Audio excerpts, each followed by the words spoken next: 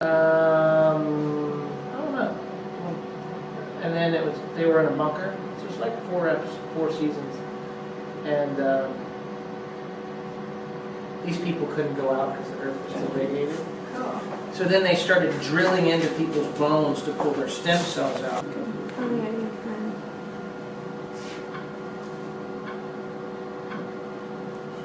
Feel okay?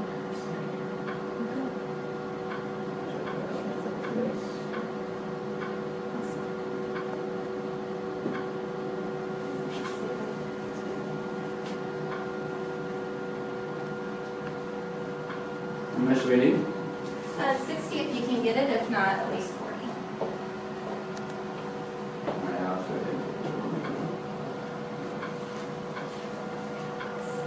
Is it true if you put an air bubble in the bloodstream, it's going to kill you like on TV? Sure. Is that? Yeah.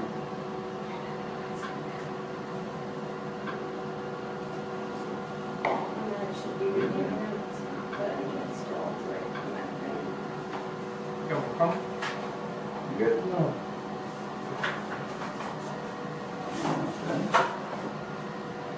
Maybe 60.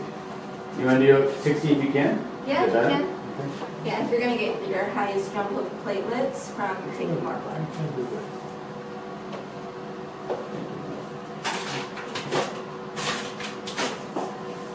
You want to look? I can see.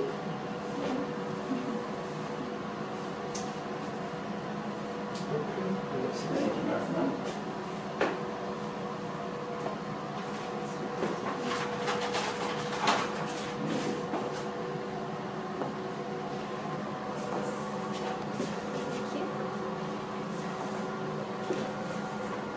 Alright.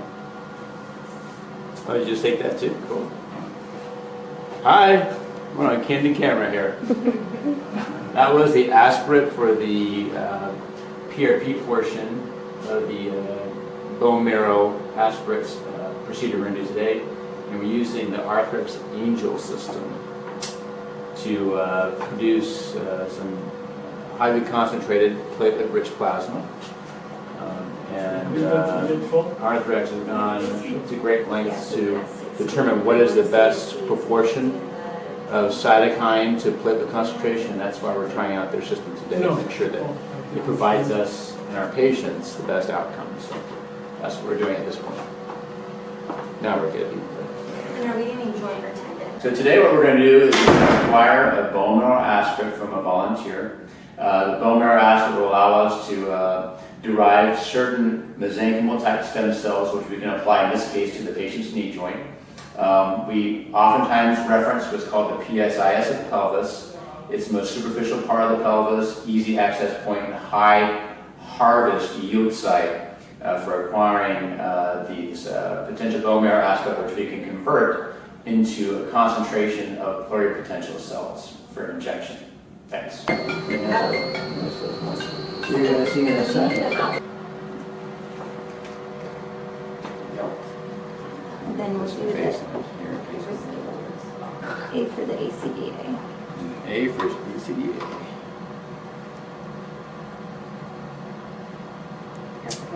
Now you can remove both of those filters from that white piece of paper and the jam shooting needle, but Okay. leave that plastic around the needle. Okay.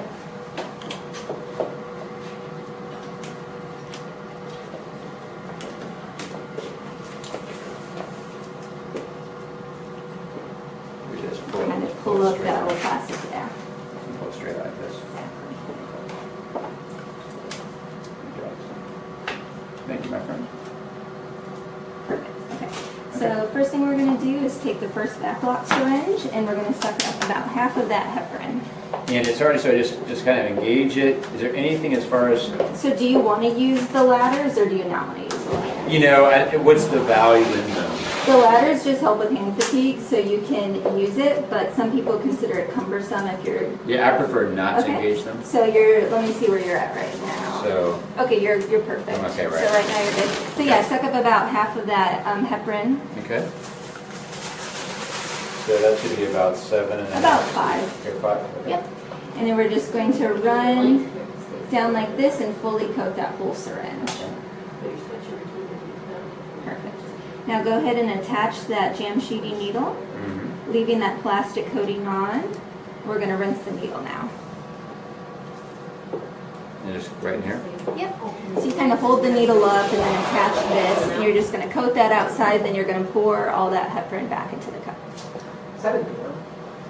So, do you like this, inject and then suck back? You can just inject it and then you can pour it into the cup. Okay, I see what you're saying. You'll see, but hold it up so it kind of coats that outside. Yeah, Like this? exactly. And then pour And you that can back. keep going for Okay. a while till it pretty much coats the whole needle. Let's see, it's right there. That just Gotcha. helps with the clotting. Okay. And then you can pour all that and push the rest through back into that cup.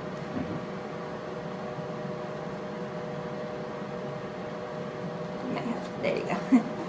All right. Perfect, okay.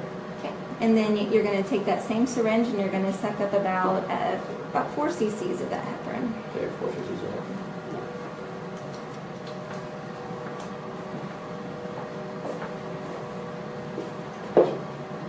Perfect. Okay. And then put a little bit more back into the cup because we're going to need to rinse the other filter with that. So, perfect. And then you're going to grab one of your filters, unscrew the red cap, Okay. and you're going to push that heparin through the filter to coat the filter, and you're going to leave that in there. So once you push it through, you can kind of shake the filter a little bit. Perfect. So you can kind of turn it upside down, and then you can just leave that in there. Disengage the syringe, Yeah, you can. All right. like so. Perfect. Same thing. Yep. So other syringe though this time. Okay. We're going to coat that other one.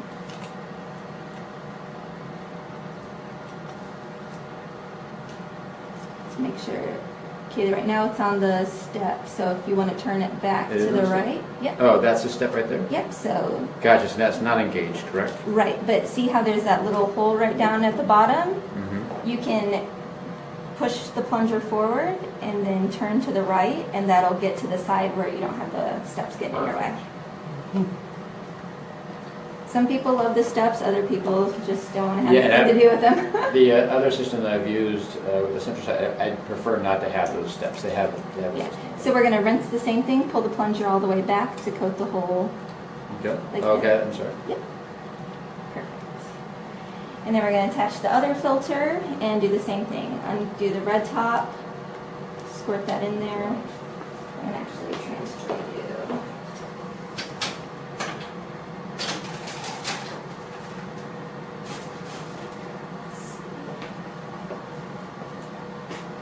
Okay. Okay. Perfect. Back Now in. the last thing you're going to do is, yep, you can put that back in. Alright, And then that ACDA cup, we're going to put 6 cc's into each of those syringes, and we're going to leave that in there for the Right. draw. So, quite a few steps in the beginning, but it's fine. Let me do this one. About 6 cc's. With the ACDA, it doesn't have to be exact. It's a very weak anticoagulant, just binding calcium. So. Okay. And all these precursor steps are done by MD or PA? This is all MD or All MD. Yeah. MD or PA. Yeah, you can have a nurse do the rinse, but they'll be scrubbed in. But Mhm. everything else is done definitely. Okay. Great. Perfect. Thank you. So we'll just go ahead and do you have your mallet, or are you going to do it by I'm hand? gonna do it by hand. Okay. So we'll go ahead and go in by hand, and then just attach those syringes, fill them up, and then when you hand them off, we'll put on the filter. Okay, Stevie. A little nails like everybody wants you to do.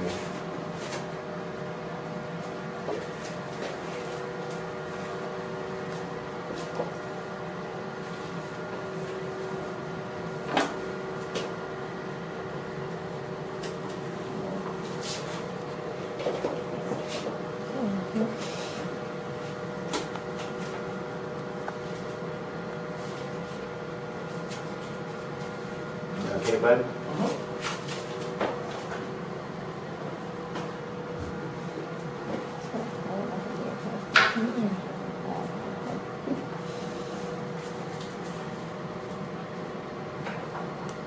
Okay, I feel like I'm in. You Feels get good. above that in. You can, I guess, in certain spots.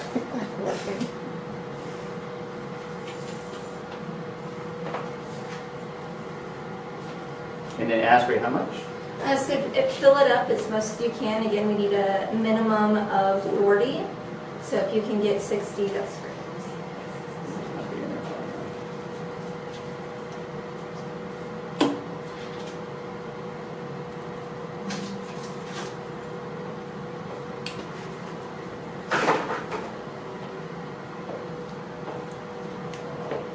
Fill that one, buddy.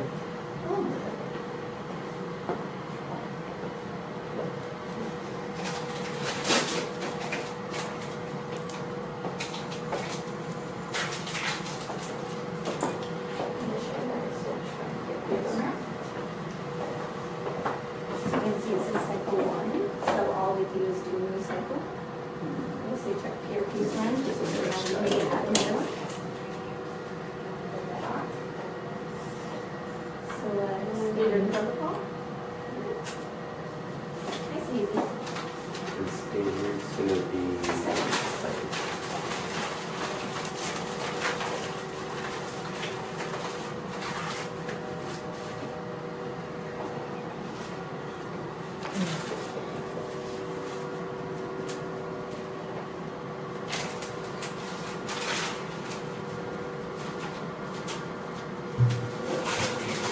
Hey, hold on, Steve.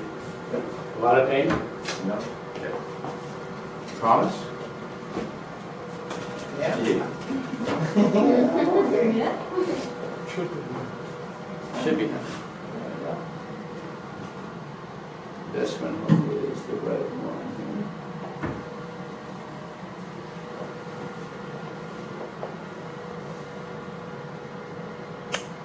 Yeah. Yeah, I think so.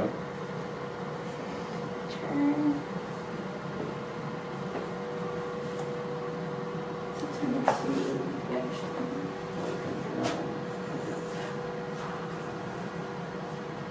Sorry, Steve.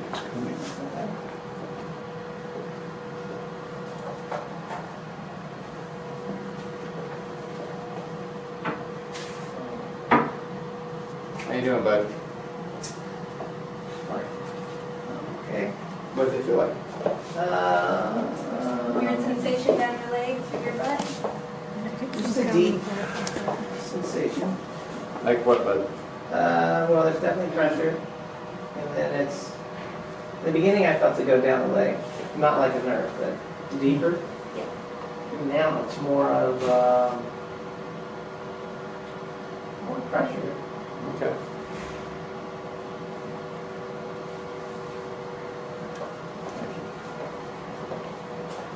So then passing that one off to me with the filter. These nails up in your bone. And I'll take one of the filters as well. So Yeah, with that one. Ah, there we go. Feel that. It hurts when it comes down. You can feel something. Uh-huh. Negative pressure. Oh, Well, that's what's cool. But Where do it's you not feel that, sharp. Stevie? My butt. Okay. Now we're into the phase. Now we've already acquired the bone marrow aspirate, and prior to that the PRP. PRP we obtained from the patient's peripheral blood from his vein, and in this case the patient allowed us to take bone marrow aspirate to obtain this mesenchymal stem cells that we're going to inject into his right knee joint. So right now you can see here there's two little one is labeled BMA, this bone marrow aspirate, one is labeled PRP. The first one I'm going to take from is going to be from the bone marrow aspirate.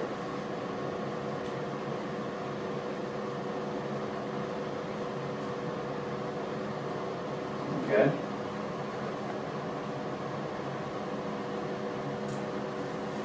Now from this, I'm going to plan on administering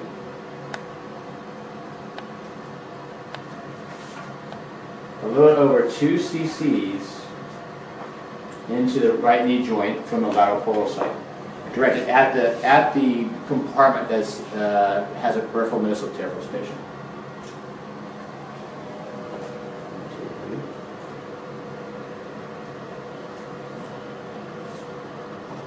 Feel the pain there, obviously this is injecting in.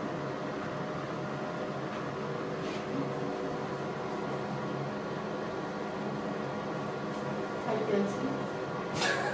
That's a great time. Now, I just want to actually, It's go My with name 10? is that precursor. Thank you, but For 8. But there you go. Perfect. it'd be better if I don't, probably, yeah. Next, I'm going to go ahead and access PRP. Then to stimulate that same group of cells we just injected.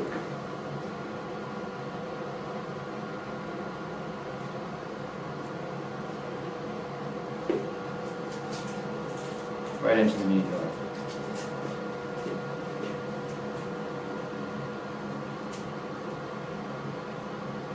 So you had about a total of almost 6 cc's. All right, see if we can have it apply a little pressure there.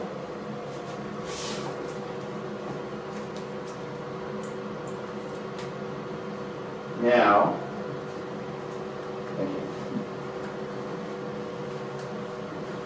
The remaining bone marrow aspirate, in a smaller quantity, will be focally administered.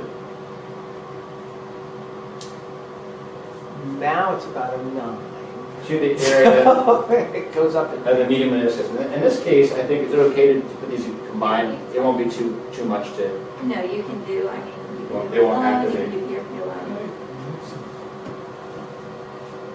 So we're going to give another nearly 2 cc's directly into the area of the peripheral meniscus tear.